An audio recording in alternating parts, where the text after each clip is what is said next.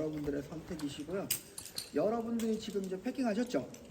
네. 그 패킹 장비를 들고 하루나 이틀 정도를 내가 수직으로 올라갈 수 있을 양이 돼야 돼요.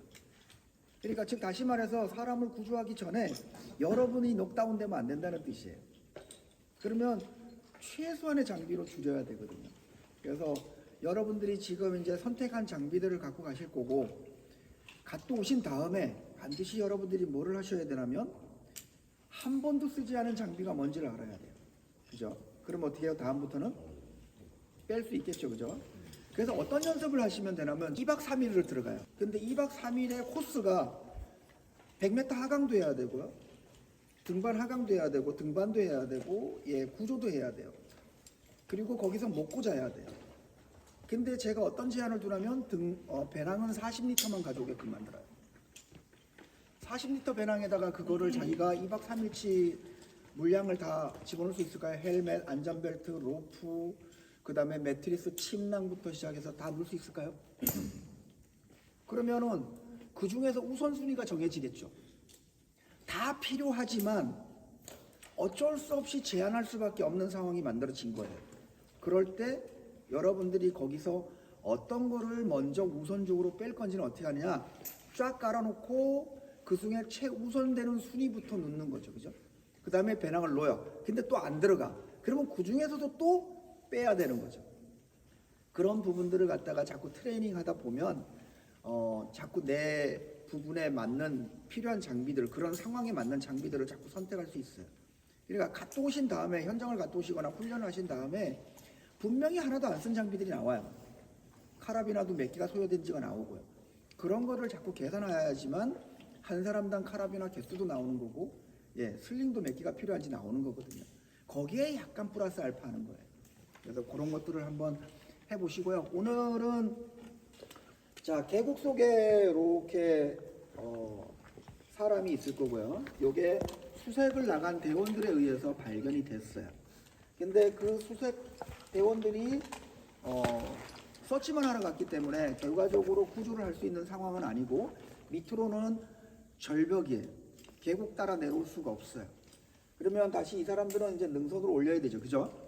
능선으로 올리는데 추가적인 대원들이 헬기를 타고 이동을 해서 정상 부근에 내렸고요. 그 상태에서 장비를 들고 접근을 하는 거죠. 현장으로. 접근을 해서 여기서부터 스타트. 여기서부터 스타트 하는데 이 길이는 약 100m가 돼요. 그러면 여러분들이 주어진 로프는 몇 m죠? 50m죠?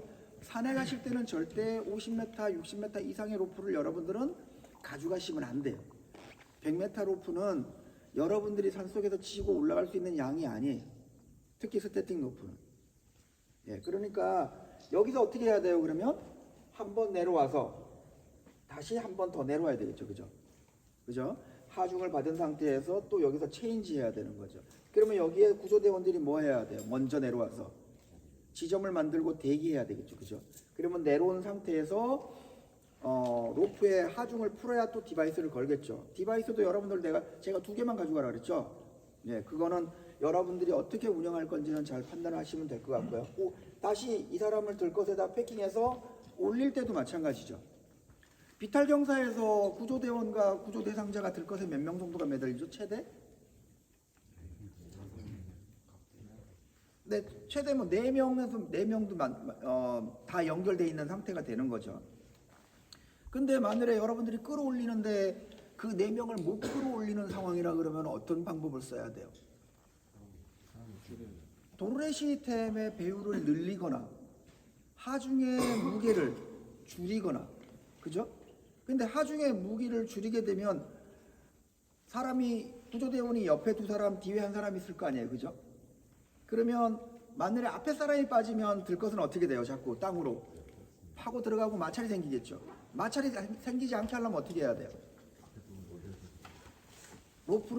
들것을 약간 들리게끔 만들어줘야 돼요. 들리게끔 하려면 어떻게 해야 되죠? 바로 높은 방향 지점이 필요한 거예요. 그러니까 이런 종합적인 것들을 여러분들이 판단을 하셔야 되는 거예요. 우리가 훈련과 교육의 문제가 뭐냐면요, 항상 이런 편한 곳에서 훈련한단 말이에요. 우리 강사들 교육할 때는 전부 다 뭐라면 비대칭 장소에서만 시킨단 말이에요. 퍼포먼스가 안 나오는 장소들 있잖아요. 이 비탈 경사도 마찬가지. 비탈 경사가 보통 몇 도에서 몇 도 경사도에서 이루어지죠? 예, 보통 30도에서 35도 정도. 여러분들 오늘 해야 되는 경사도가 아래쪽에 30도, 위에 쪽에 한 40도 나가는 경우도 있을 거예요. 그런 상황에서 여러분들이 직접 끌어올린 다음에 끌어올려서 어떻게 하느냐? 우리가 처음 들어갔던 지점으로 다시 내리는 거예요. 환자가 들린 상태에서. 그러면 어떻게 돼요? 구조에서 후손까지 다 끝나는 거죠. 오늘 이 한 번의 로테이션을 할 겁니다. 조금 여러 가지 힘든 부분들이 발생될 거예요. 왜? 수직이 가장 쉬워요. 구조는. 장비가 최고 적게 들고요. 사람이 최고 적게 들어요. 그리고 로프에 하중이 다 걸리기 때문에 구조대원이 별게 할 게 없어요. 경사도가 누워지면 누워질수록 지면과 가까워질수록 사람이 고달픈 거예요. 왜? 내가 힘을 써야 되기 때문에. 이거를 기준으로 해서 거기서 가감을 하는 겁니다. 현장을. 그 현장에 가감을 해서 거기에 투입되는 대원들이 적을 경우에는 빨리 지원을 요청해야 되고 그런 상황들을 갖다가 그러니까 훈련과 교육을 통해서 실제 현장을 바라보고 이 교육에서 배웠던 거를 이 현장에 적용시켜 보고 거기서 가감을 하는 거거든요.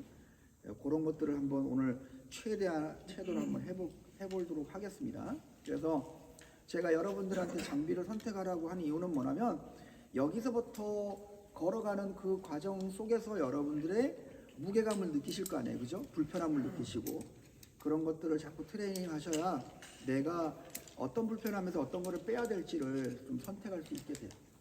지금부터 이제 교장으로 이동하겠습니다. 교장